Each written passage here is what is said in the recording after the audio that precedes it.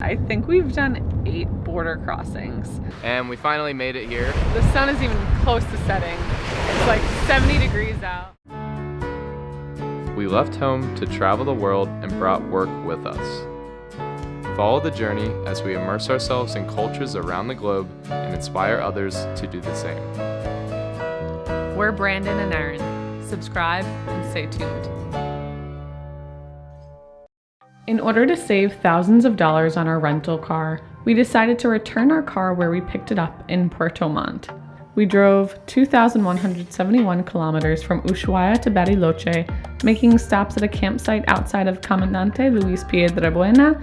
But it's a really nice campground and I'm happy we're staying here. And a hotel in Sarmiento. We made it to Sarmiento, which is this kind of random town in Argentina. Once we got to Bariloche, we settled down for our first time in a while. This place is a mess. This is our 3rd day in San Carlos de Bariloche. First 2 days we were kind of cooped up in here after living out of our car for almost a month. It was really necessary for us to get some work done here, have good Wi-Fi. We're about to go out to eat and happy hour. This town has the best happy hour. We're gonna hit up a restaurant that we went to on our first night here called Manush. It was fantastic. We got this vegetarian platter as an appetizer and it wound up being our entire meal because it was so big, so good. We're gonna go back because we had our eye on a curry. Our Airbnb is really cute and it's really well positioned for the downtown area.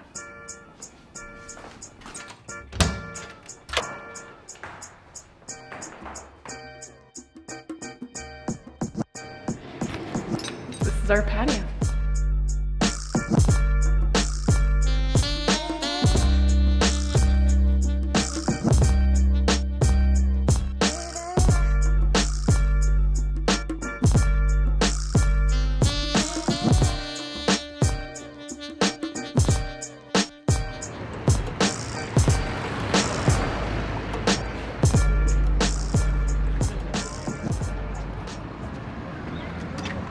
So Argentina is known for their steak and just their meat in general. Being vegetarians going around, we're eating a lot of pizzas and pastas, which has been really good, but we need a change of pace. So when we saw Manush had a curry, we were so excited. Brandon and I have been missing Indian food so much. Hopefully this kind of fills it a little bit.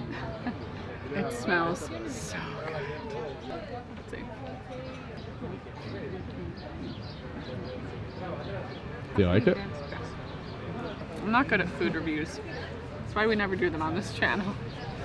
With happy hour, we were able to get American IPAs, which are delicious for $1.37 each. Most of our time in Bariloche so far has been spent just working, which has actually been really nice. Full-time travel can be very exhausting. So we're heading to a chocolate shop that was opened in the early 1900s by an Italian immigrant. And it has 20,000 reviews on Google. Pretty obvious choice. You could see bits of the German European architecture here and there. And this downtown is really, really cute. It has a lot of different shops. We've kind of just been going to that one street that has all the restaurants and bars. So this is our first time exploring the downtown. There are so many chocolate shops in this area. You could just walk by and smell the chocolate coming from the different storefronts. But we're gonna go into Rapa Nui, which is the most famous.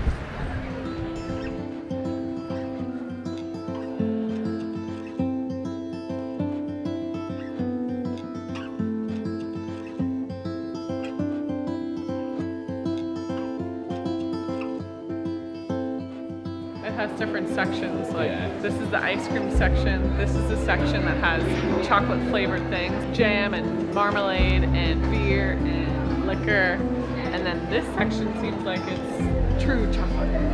That's what we want.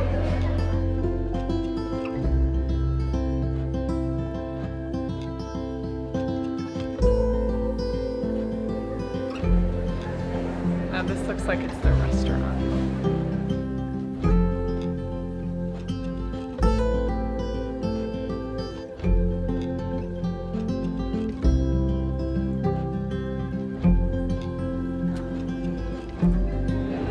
So we went a little crazy in Rapa Nui. We got this beautiful box full of an unbelievable variety of chocolates. Only about $8. So we're gonna try some now, and hopefully it's really good.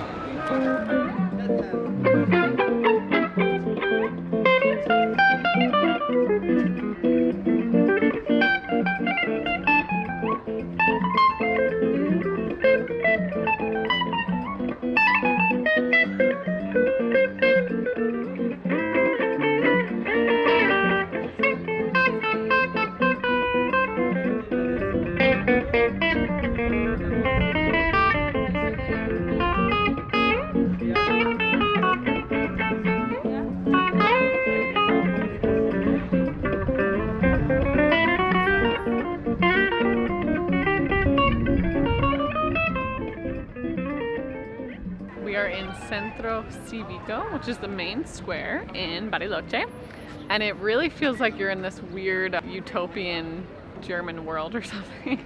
I've never been to Germany, so Bran, what do you think? Does it seem German?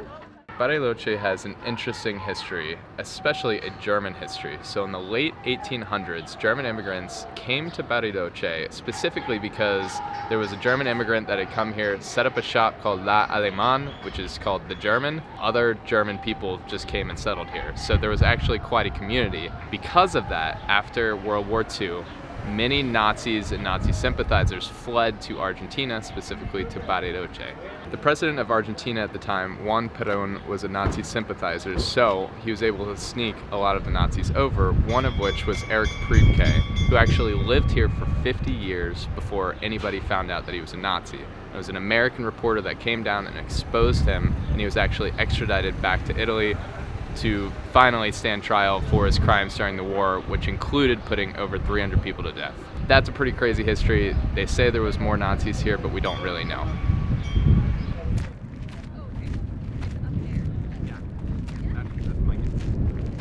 A little beach. What's going on, Lance? The chocolate has now gotten melty, so it's melting all over me. Oh. We've been wanting to come to the lake for like 3 days now, and we finally made it here, and it's really beautiful. I'm glad we made it. We're just gonna sit here and probably eat all the rest of the chocolate because it's so good, so why not? Why wouldn't we? Got a nice view of the mountains.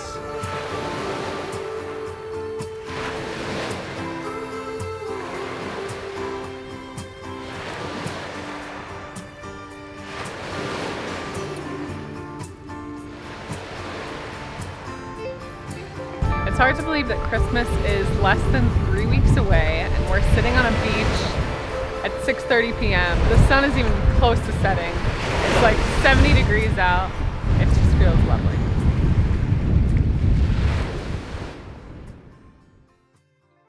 So we're on our last leg of the trip. We're heading to Puerto Montt to return the car. So we have our last beautiful drive through the mountains. So we're trying to soak it all in before we return the car tomorrow. Wow, so pretty.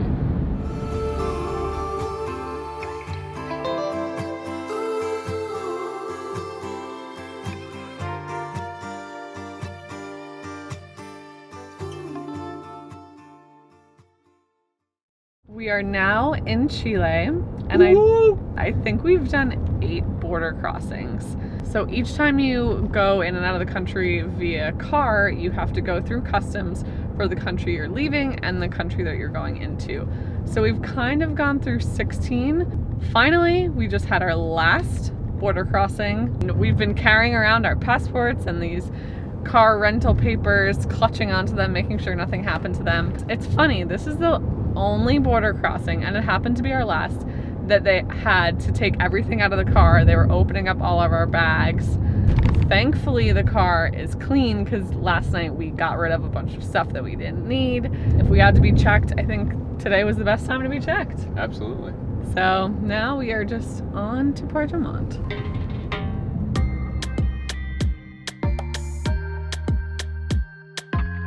Everywhere in Argentina has these really weird old-fashioned trees.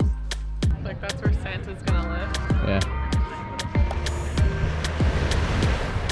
Comment below if you know what the name of that bird is. Jono, I'm looking at you.